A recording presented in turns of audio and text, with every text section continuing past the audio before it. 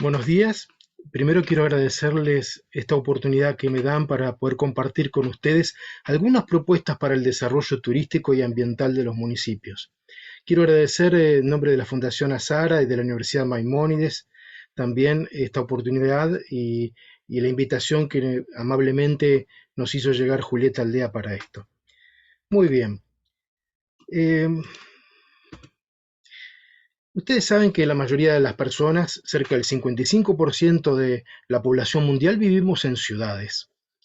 En estas ciudades vivimos lejos del mundo natural o del resto de la naturaleza, particularmente lejos de los ecosistemas silvestres. Y esta lejanía se ve agravada porque en las ciudades tenemos una tendencia a crecer sin planificación previa, ocupando casi todos los espacios con una urbanización de carácter masivo que por supuesto deja un saldo de déficit de espacios verdes, con pocas reservas naturales que conservan vestigios del paisaje original. Son estos ecosistemas artificiales que son las ciudades, son dependientes de muchos recursos que se producen afuera y tenemos una alta demanda de esos recursos, como una alta demanda de energía. Y como si fuera poco, lo que devolvemos es una enorme producción de basura cotidianamente. A esto debemos sumarle que nuestro ecosistema artificial, la ciudad, adolece también de contaminación en sus más variadas formas, ya sea acústica, acuática, lumínica, electromagnética, atmosférica. Es decir, se genera un ambiente que es poco saludable y esto está bastante estudiado, que incluso el ruido, que es tal vez una de las contaminaciones menos graves, si se quiere, comparada con las otras, provoca un deterioro en la memoria del trabajo, un deterioro en las capacidades cognitivas de los chicos, sobre todo aquellos que viven envueltos en ese ruido en sus entornos escolares. Desde el punto de vista ambiental, ya sabemos lo que nos está pasando. Es decir, estamos sobrediagnosticados, pero en contrapartida estamos subtratados. O sea, ya sabemos lo que nos pasa y entre las cosas que nos suceden, hay algunas que no han tomado un estado público en la Argentina como en otros países. Una de ellas es el síndrome de déficit de naturaleza, descrito por Richard Loeb en el año 2005. Si bien no es un- una patología clínicamente catalogada formalmente, se trata de un trastorno, un déficit, perdón, síndrome no es lo mismo que trastorno, un síndrome que sí puede desencadenar enfermedades psicológicas, o emocionales y físicas. Por eso se le llama también, se lo conoce también como trastorno de déficit de naturaleza. El síndrome es un conjunto de síntomas que no permiten ser tipificados dentro de alguna patología formal dentro de la medicina. Los trastornos sí. Es decir, que un síndrome de déficit de naturaleza puede volverse en trastorno. Ahora, ¿qué es lo que provoca? ¿Cuáles son esos síntomas que nosotros evidenciamos en este síndrome de déficit de naturaleza que ataca o padecen principalmente los chicos y adolescentes? Bueno, dificultades en el mantenimiento de la atención, en el uso o el potencial uso de todos los sentidos, y esto por supuesto se traduce en falta de salud física o emocional. ¿Qué es lo que desencadena el síndrome de déficit de naturaleza? Obviamente, el escaso contacto con los espacios verdes o con los ecosistemas silvestres, un estilo de vida agobiante, estresante, tensionante, una sobredosis de tecnología, de estar horas frente a las pantallas digitales, y obviamente si uno está horas frente a las pantallas digitales, normalmente eso está asociado al sedentarismo. ¿Qué es lo que provoca entonces este conjunto de síntomas? A la larga, si se sostienen, obviamente obesidad, que sabemos que es una enfermedad que acarrea otras complicaciones en la salud física y también psicológica, inseguridad, fobias, sobre todo las biofobias, las que tienen que ver, la fobia es un miedo irracional y muy exacerbado a algo. Hay gente en este momento que tiene fobia a las arañas, a las mariposas o a los insectos, a los roedores. Es decir, si ustedes analizaran, pudieran ver las biofobias que hay hoy en día, realmente el despliegue es sorprendente. Por supuesto, esto puede desencadenar el estar muchas horas frente a una pantalla en problemas de visión, como la miopía, pero hay cosas más graves, como la tendencia a una depresión, al aislarse, al sentir que si uno le saca o le interrumpe el contacto con la tecnología, esa persona se siente alterada. Y obviamente uno de los puntos más preocupantes de todo este panorama que estoy presentando es el llamado trastorno por déficit de atención con hiperactividad. Estas patologías en otros países están muy estudiadas. Hay investigaciones por parte de las academias de medicina, de las universidades donde la carrera de medicina se enseña. Y en España, por ejemplo, para no poner ejemplos del mundo anglosajón, existen instituciones como de unidades de salud medioambiental pediátrica, uno en Girona y otro en Murcia, que están estudiando justamente cuál es la situación en la que se encuentran los niños españoles. En Murcia, el resultado de los primeros estudios es alarmante. El 75% de los chicos padecen del síndrome de déficit de naturaleza. Entonces, esto de que estoy hablando ahora que parece una novedad para muchas personas, no lo es. Desde el año 2005 les dije que esto viene desarrollándose investigaciones para saber dónde estamos parados y hay muchos artículos, todas las semanas se publican artículos en las redes sociales sobre este tema, no así en la Argentina. En la Argentina este tema no está instalado. Por eso es importante que ustedes desde la legislatura puedan tener una visión de adelantarse a los hechos para que podamos prevenir un poco este problema. La salud mental de los chicos no es la misma que la de hace 50 años atrás. Sabemos hoy que muchos chicos padecen de trastornos mentales, no solamente en los Estados Unidos, sino en casi todos los países. El más importante de todos esos trastornos es el de déficit de atención con hiperactividad que mencioné antes. ¿Cómo podemos caracterizarlo? Es bastante sencillo y más de una persona que le voy a mencionar los síntomas los va a reconocer. Son chicos que cuando están en la escuela tienen dificultades para esperar su turno para hablar, no pueden respetar las reglas de juego, las reglas de convivencia, hablan de una manera como si tuvieran incontinencia verbal, tienen dificultades para involucrarse en tareas pasivas, se distraen con extrema facilidad, les resulta difícil escuchar a los demás, resulta difícil concentrarse, pierden objetos y no saben dónde los dejan, asumen muchas veces riesgos sin pensar en las consecuencias. Es decir, se, la conducta de estos chicos lamentablemente se ve totalmente trastornada, por eso llamamos un trastorno. Entonces, ¿qué es lo que se puede hacer? ¿Qué es lo que pueden hacer ustedes? Bueno, algunas propuestas, solamente algunas. Para empezar, quisiera decir que nosotros, cuando estamos hablando de naturaleza, de cambio climático, de turismo, normalmente estamos integrando lo que llamamos nuestro patrimonio. Nuestro patrimonio se nutre de los espacios y de los bienes que hemos heredado de las generaciones pasadas con sus propias valoraciones, a las que le sumamos las valoraciones del presente, es decir, resignificamos ese patrimonio, a veces abandonando o dejando de lado espacios o bienes que fueron parte del patrimonio de las generaciones pasadas e incorporando nuevos. Y otras veces los ratificamos.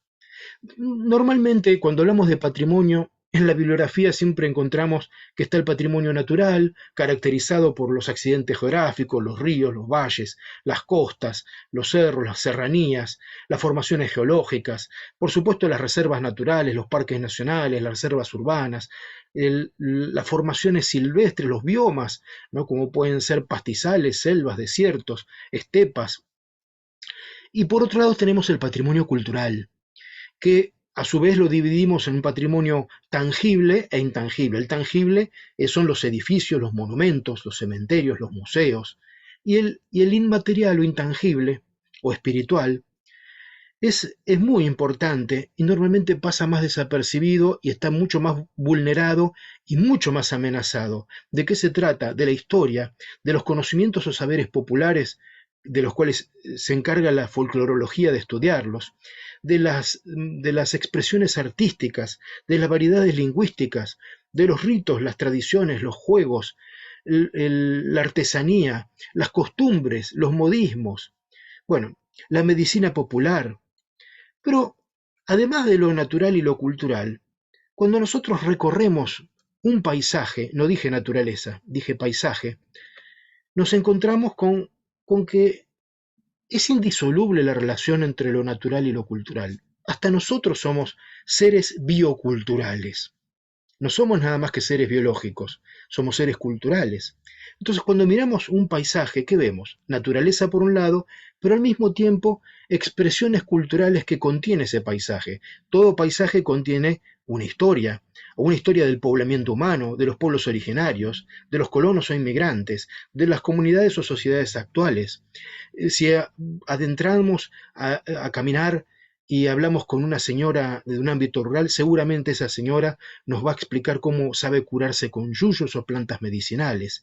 Si hablamos con un hombre mayor y le referimos los seres sobrenaturales de la cultura popular, que son medio millar en la Argentina, de mitos y leyendas, seguramente nos va a reconocer el pombero, el coquena, el yastay, el yacilla teré, la luz mala, el lobizón, el familiar, la viuda loca. Todos esos seres forman parte de nuestro legado o patrimonio integral. Cuando hablamos de turismo, normalmente el turismo se ancla en este patrimonio.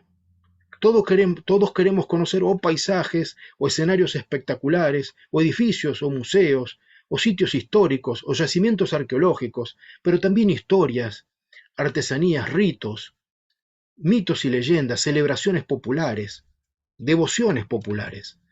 Entonces, ¿qué es una de las primeras cosas que se puede hacer? Si no existe dentro de la jurisdicción de la legislatura, fomentar la realización de un inventario. Si los inventarios del patrimonio natural o cultural ya existen, que se actualicen periódicamente. Por eso hay municipios como Cúcuta en Colombia que están desarrollando su inventario del patrimonio cultural, por eso en Valencia se hace un inventario de los espacios verdes. Entonces, por supuesto que hay ciudades argentinas que están en sintonía con esto, pero son pocas las que se han planteado llevar un inventario en forma periódica y actualizada. ¿Y por qué tanto acento en el inventario? Porque es la primera herramienta de conservación. ¿Para qué nos sirve un inventario? Es como una radiografía que nos permite ver qué es lo que tenemos, qué tipo de bienes, monumentos, sitios, instituciones, áreas naturales o áreas culturales, qué es lo que tenemos, pero también qué es lo que nos falta. Ahí se va a poner en evidencia qué es lo que nos está faltando. Y frente a lo que nos falta, ¿qué podemos hacer?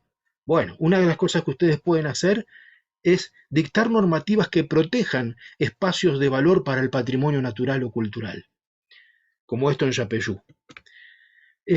Aprovechar las muchas oportunidades que hay para salvar todavía aquellos pequeños relictos o parches que quedan del paisaje original, muchas veces degradado, pero recuperable.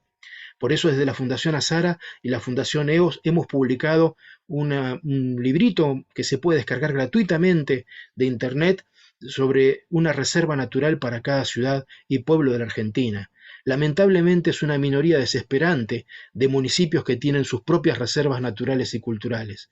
Y es acá donde, si nosotros queremos enfrentar el déficit de naturaleza, queremos mejorar la calidad de vida de las personas, tenemos que echar mano a proteger lugares silvestres. No alcanza con las plazas o los parques tradicionales. Tenemos que sumar espacios silvestres. Pero para eso obviamente hay que preguntarse para qué sirven. Mucha gente cree que los espacios silvestres, que los ecosistemas silvestres son tierras improductivas.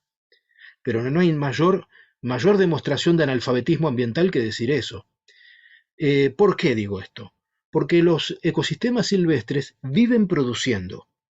¿Qué es lo que producen? Lo que llamamos contribuciones ambientales o servicios ecosistémicos. ¿Acaso quién produce el agua que tomamos? ¿Quién purifica el aire que respiramos? Tenemos que pensar en este tipo de escenarios y esos escenarios son los ecosistemas silvestres que nos dan estos beneficios cotidianos, silenciosamente, de modo gratuito y casi invisible. Por eso no son valorados. Pero sin embargo, el panel intergubernamental IPBES, que está conformado por muchísimos científicos de todo el mundo, incluidos de la Argentina, han producido un informe donde han hecho una evaluación económica de cuánto salen esos servicios ecosistémicos por año. Y en el continente americano son equivalentes al PBI de todo el continente. Es decir, que si tuviéramos que pagar por esos servicios sería carísimo. Pero hay algo más. Si tuviéramos que no existieran los ecosistemas silvestres y tuviéramos que producir esos servicios, sería muy difícil y muy costoso. Pero además las reservas naturales generan algo muy bueno. Mejoran la estética de las ciudades, aumentan la oferta recreativa y turística de las ciudades, por lo tanto generan empleos, porque al generar atractivo turístico moviliza gente a través del transporte, esa gente se tiene que hospedar, esa gente va a alimentarse, esa gente compra artesanías o recuerdos. Desde el punto de vista educativo, nos ofrecen oportunidades únicas para tener un aula al aire libre, donde los estudiantes pueden aprender in situ, no entre cuatro paredes, no es lo mismo, no es lo mismo.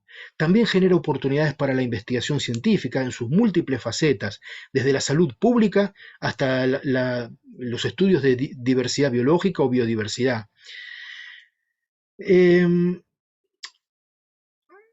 Con esto, ¿qué quiero decir? Que no solamente podemos atacar el déficit de espacios verdes, sino generar desarrollo. Eso es lo que estamos buscando con la creación de nuevas reservas naturales y culturales en cada municipio o ciudad.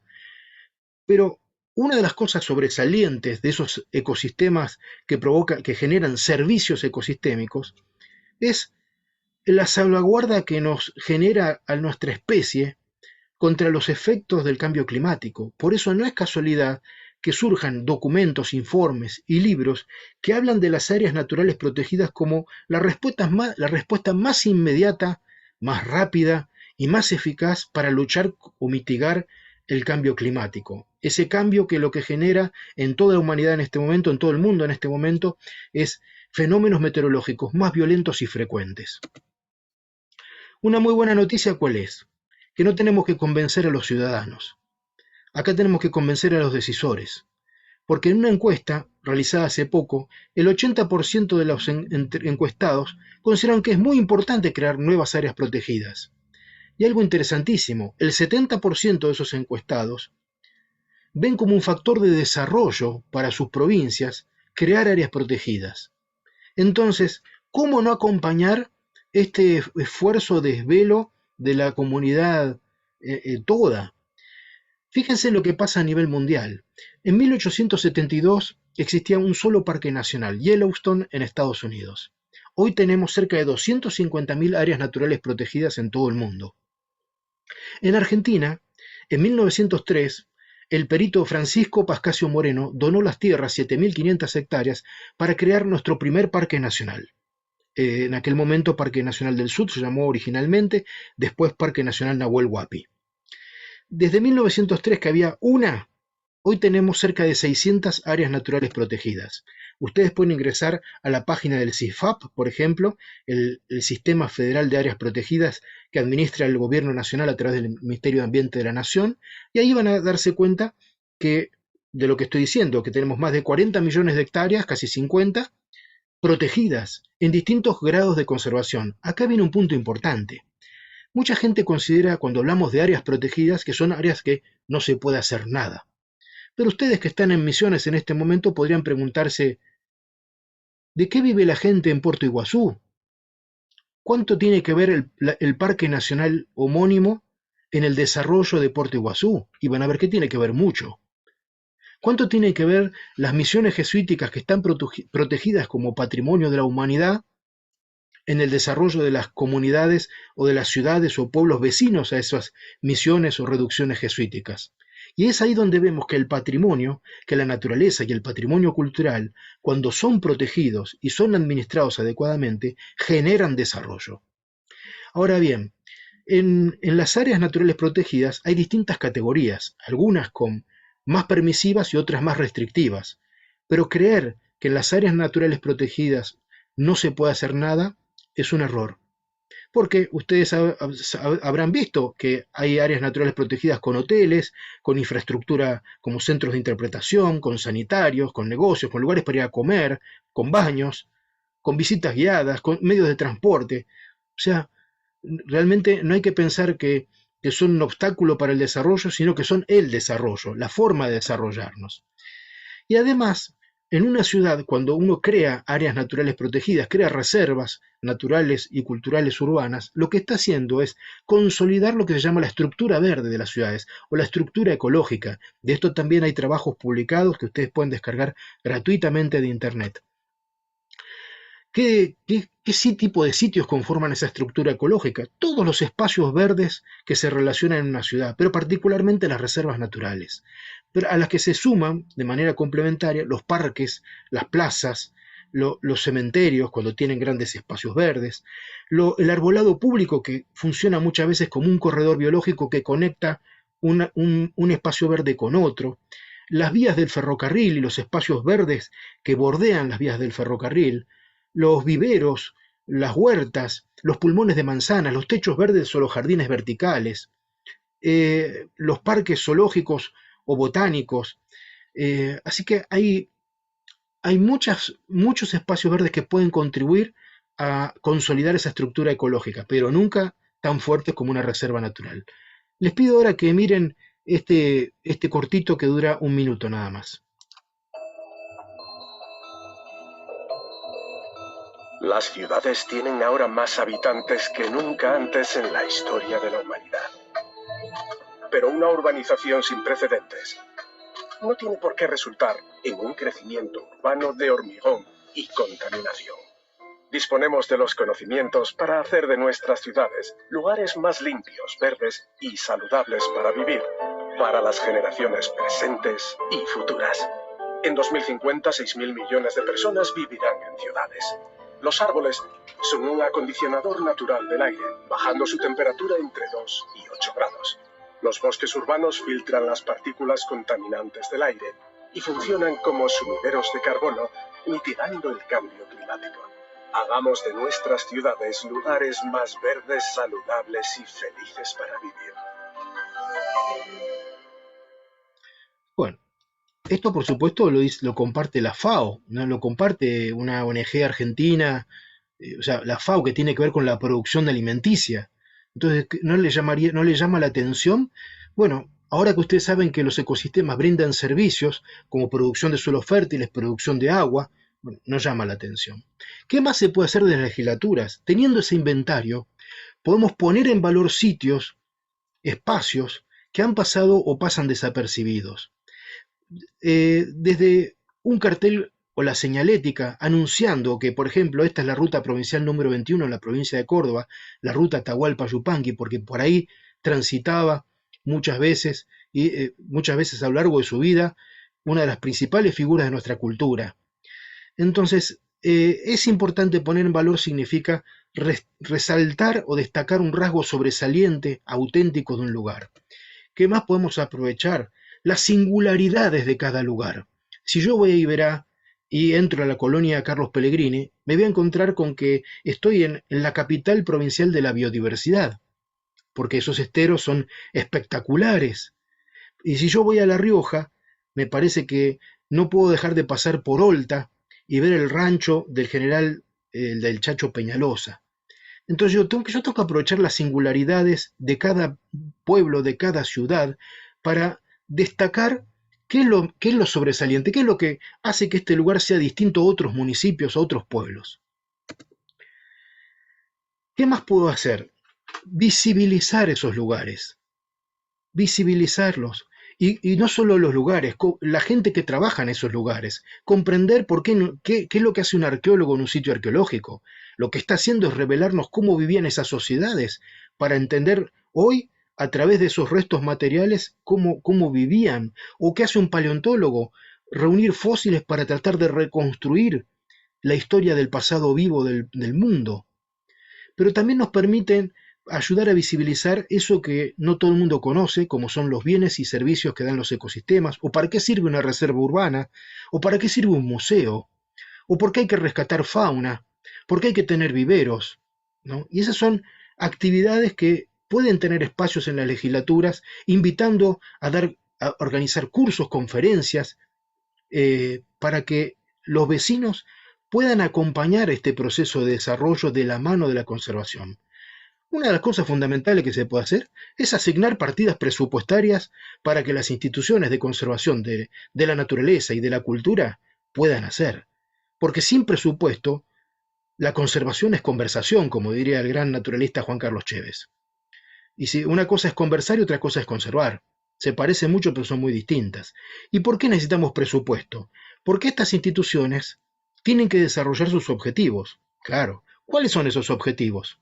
Ya sea las reservas naturales, como los jardines botánicos, los zoológicos, los acuarios, los centros de rescate de fauna, las direcciones de patrimonio, los museos o las casas museos, necesitan de presupuesto ¿para qué? Para conservar los bienes, los espacios, para contribuir con la educación pública, para generar mayor conocimiento científico, un conocimiento que sea moralizante, que nos ayude a comprender por qué tenemos que hacer las cosas bien y de esta manera, que ayude a preservar los bienes naturales y culturales que muchas veces la gente no comprende el por qué. Asegurar el bienestar no solo de los vecinos, sino de los seres vivos que viven en una ciudad. Contribuir con la recreación pública y con el turismo. ¿Mm? Entonces, para desarrollar estos objetivos se necesita presupuesto. Se necesita presupuesto también para completar los inventarios, ya sean biológicos o culturales. Y acá es donde también se pueden auspiciar la firma de convenios de cooperación con universidades, con entidades de bien público. ¿Para qué? Para potenciar la realización de estos inventarios con personal calificado. Eh, si no existen viveros municipales con especies autóctonas, transformarlos o crearlos. Muchos municipios cuentan con viveros, pero el grueso de las plantas que uno ve en esos viveros es para agarrarse la cabeza. Son todas plantas de origen asiático, europeo, y las especies silvestres de la Argentina brillan por su ausencia. Entonces, ¿por qué es importante contar con estos viveros de plantas autóctonas? Porque le va a permitir a los municipios autoabastecerse, le va a permitir hacer campañas de educación ambiental, le va a permitir rehabilitar, restaurar o recuperar áreas degradadas, le va a permitir interactuar con empresas y ONGs que están dispuestos a sumarse a la tarea de rehabilitar áreas que han padecido incendios, inundaciones o vandalismo. Los invito ahora a ver un minuto y monedas. ¿Qué más podemos hacer si contáramos con viveros de plantas autóctonas? Algo que tiene que ver con la salud pública.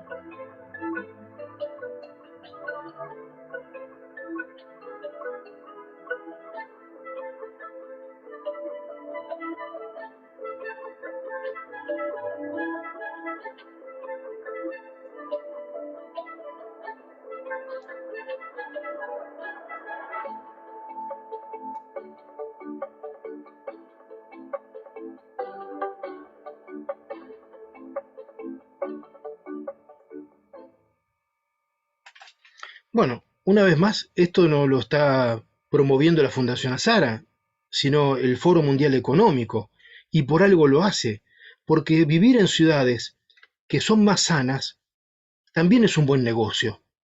Ahora, un buen negocio es pensar en verde. ¿Saben lo que están viendo? El Jardín Botánico de la ciudad de Córdoba. ¿Qué era esto antes? Un basural. Si alguien pudo ver en ese basural este proyecto que hoy es una realidad, es porque pensó en verde, pensó más allá de lo que estaba viendo. Y esto es lo que tenemos que hacer desde las legislaturas, pensar más allá de lo que estamos viendo, en qué mundo queremos vivir y comprometer a través de la normativa a que las instituciones mejoren o cambien. Muchos lugares en Argentina que llamamos zoológicos no son zoológicos, son meras colecciones de animales vivos, normalmente al servicio de boleterías. Lo que nosotros tenemos que generar a través de la normativa es obligar a estas instituciones en que se transformen en centros de conservación de las especies amenazadas, de ecosistemas, en centros de educación ambiental, para formar ciudadanos más comprometidos con sus pueblos y sus ciudades, aumentar la investigación o el conocimiento científico, asegurar el bienestar de todos los seres que contengan, ayudar a promover la recreación y el turismo, pero hay mucho camino por delante y como muchas instituciones no han tenido la vocación para transformarse, bueno, hay que obligarlas a través de la normativa y si no, habrá que optar por que desaparezcan. Pero yo primero, antes que de dictaminar la eutanasia de estas instituciones, prefiero que tengan la oportunidad de convertirse. Cuando hablamos de tener viveros de plantas autóctonas, nativas, silvestres, les digo esto, hay publicaciones también acerca de la necesidad de renaturalizar nuestras ciudades. También lo pueden descargar gratuitamente desde el portal de la Fundación Azara en la sección libros. Hoy tenemos redes de viveros de plantas nativas, tenemos libros que se pueden descargar gratuitamente de cómo cultivarlas, es decir, podemos promover que los vecinos acompañen estos esfuerzos con jardines de plantas silvestres, no solo que lo haga el Estado, que lo hagan los vecinos también que se comprometen con el cuidado ambiental, promover techos verdes, jardines verticales. Y al respecto, cuando la gente se pregunta, bueno, pero ¿cuáles son las plantas autóctonas de mi región? Hay una aplicación gratis que ustedes pueden descargar. Acá viene un minuto del video. ¿Alguna vez pensaste cómo era el lugar donde vivís antes de la llegada del hombre? Tu mismo suelo estaba habitado por una gran variedad de especies de plantas y animales nativos. Cuando los seres humanos comenzamos a establecernos, el ambiente se fue degenerando y fragmentando. Los pocos espacios naturales se encuentran aislados, lo que genera un gran impacto en la funcionalidad de los ecosistemas originarios. Puedes participar en la creación de redes que generen un hábitat sustentable para la vida silvestre, creando conexiones naturales en tu ciudad. Es fundamental que seas consciente de tu espacio. Desde GRINC iniciamos un camino en la restauración del medio ambiente. Queremos ayudarte a plantar especies nativas de tu zona para regenerar el ecosistema que habitamos hacia lo natural. Ingresando a la aplicación y describiendo las características de donde vivís, te ayudamos a elegir las especies nativas que se adaptan mejor al clima, luz y agua de tu lugar, que podés plantar en tu jardín, patio o balcón para que vos también te sumes a la recuperación del medio ambiente. Transformate en un puente para la vida sustentable ingresando en la aplicación gratuita y sumándote a la red de GRINC, www.grink.com.ar. Muchos municipios que tienen viveros dicen, bueno, pero Claudio, ¿de dónde puedo sacar esas plantas? Bueno, hay red de viveros, de plantas autóctonas, pero también, si ustedes tienen reservas naturales urbanas o cerca, pueden ir a juntar ahí las semillas para producir esas plantas desde semillas, como hacen los viveros. Es decir, no hay que pensar siempre en que hay que ir a comprar. Acá es donde hay que articular una de las funciones de las reservas naturales, que es nutrir a las ciudades de semillas para que puedan plantarse especies nativas. ¿Para qué queremos presupuesto también? Para que las reservas naturales urbanas puedan ofrecer servicios, para que puedan generar una calidad de visita memorable. Si nosotros queremos que estén al servicio del turismo también, necesitamos sanitarios, necesitamos pasarelas, necesitamos áreas de descanso, puntos de encuentro, observatorios para poder contemplar la fauna o la flora, guías capacitados, documentos, libros que se puedan descargar o folletos. Es decir, hay muchas cosas que se pueden hacer. En las fotos anteriores eran de la provincia de Entre Ríos, la represa Salto Grande. Acá estamos viendo en la provincia de Santa Cruz, en el Calafate, el mirador y con la pasarela, la Laguna Nimes, una reserva hermosa que tiene Calafate, donde fue creada con el impulso de los vecinos. ¿Qué más se puede hacer? Reforzar las tareas del rescate de fauna. Por supuesto, ya hay muchos centros de rescate de fauna. En Misiones está Huiraoga, pero después tenemos en Bahía Blanca el centro o la estación de rescate de fauna marina de Puerto Galván, cerca de Bahía Blanca, o la estación de rescate de fauna en la Reserva Ecológica Costanera Sur o en Ribera Norte. Es decir, hay lugares que están haciendo un trabajo muy loable, con muchos voluntarios incluso. ¿Qué más podemos hacer con presupuesto? Generar planes educativos para promover el encuentro y las visitas escolares a estas reservas, para que los chicos comprendan para qué sirven, no solamente para que vayan a sacar fotos, no solamente para que zafen de una clase adentro de un aula, sino para que puedan,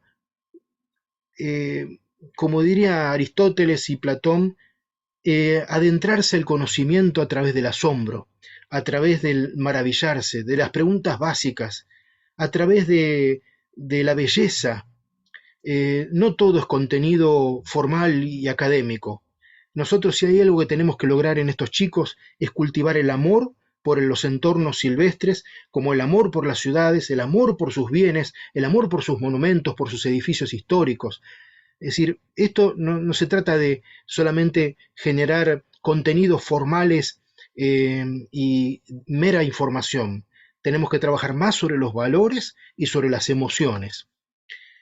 Por eso es importante contar con centros de interpretación que permitan al visitante entender dónde está, qué es lo que puede ver, por qué es importante. ¿Mm? Si tenemos presupuesto también podemos hacer algo muy lindo, ¿no? Que es acercar actividades a las personas o a los barrios más vulnerados o los más vulnerables. Esa gente que muchas veces no se le ocurre ir a un museo, a un sitio arqueológico, a una reserva natural o a visitar los sitios históricos de una ciudad porque no puede, no tiene tiempo o piensa que no es para ellos. Justamente todos estos lugares, si hay alguien que los necesita, es la gente más vulnerable, la que hay que reforzarle la autoestima, la que hay que mostrarle todo lo que tiene, que la pobreza se expresa de muchas maneras, pero cuando uno tiene un entorno natural valioso, cuando tiene historia, cuando tiene tradiciones, ritos, cuando uno tiene memoria del paisaje, realmente eso es una riqueza que no siempre computamos. También las reservas naturales pueden constituirse en los lugares más democráticos del mundo, porque son los que pueden permitir o recibir con accesibilidad universal, para que lo ideal es que todos los públicos puedan acceder más allá de sus capacidades o discapacidades. Y para eso es muy fácil generar actividades. Hay que hablar con las asociaciones que los nuclean, en este caso en los ciegos, la Biblioteca Argentina para Ciegos, por ejemplo, y preguntarles a ellos qué tipo de actividad les gustaría realizar en el museo tal, en la reserva tal, en un city tour. Me parece que es algo que nos haría muy bien como sociedad. Bueno, acá quiero señalar algo interesante, un caso muy interesante en la provincia de Salta. Fíjense el titular de esta noticia. Buscan que más de 55 lugares sean áreas protegidas en Salta. ¿Qué es lo que podemos qué aspecto nos llama más la atención de este artículo? No hablan de 2 lugares, ni de 3, ni de 4, 55. Lo segundo que nos puede llamar la atención es quién impulsa esto. ¿El Ministerio de Ambiente? No. ¿Las ONGs ambientalistas? No. ¿Los especialistas en la naturaleza? No. El Ministerio de Cultura y Turismo. Parece que algo está cambiando, que no es todo mal lo que nos pasa. Y fíjense qué interesante el argumento esgrimido, que los criterios de selección de esos espacios fueron muchos, y que pensaron en los valores naturales y los culturales, en los históricos y los arqueológicos, y por supuesto pensaron también en el potencial turístico. Digo, qué bueno que nos pase esto. ¿Qué más se puede hacer? Endurecer las penalidades desde las legislaturas, endurecer las penalidades para aquellas personas que se ocupan de destruir el patrimonio público, los que hacen vandalismo con las reservas naturales, los que prenden fuego, los que arruinan la infraestructura básica, los que ingresan a los cementerios para profanar las tumbas y robarse desde las placas de bronce hasta objetos personales de los difuntos. Las personas que destruyen también las esculturas y las estatuas, a veces para sacarle, a veces sin motivo y a veces para destruirlo y llevarse y vender el bronce, los metales. Los que vandalizan los monumentos históricos o los sitios históricos o edificios históricos. Entonces, para esto hay normativa que protege estos lugares, pero muchas veces no se aplica y muchas veces las penalidades son irrisorias. Por eso, como en el tráfico de fauna, hay un alto nivel de reincidencia. Entonces, lo que tenemos que lograr es que aquellas personas que no han comprendido el porqué a través de la educación, lo comprendan a través de la normativa. Y para eso es importante que la normativa sea ejemplificadora, para que dicte sentencias moralizantes.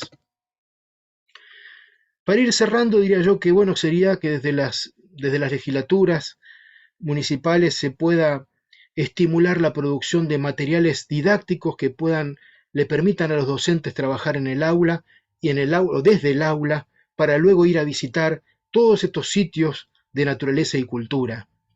Y también para dar herramientas para que si esos chicos el día de mañana quieren involucrarse en la actividad turística, ya tengan insumos, tengan que su docente ya los introdujo en esta materia.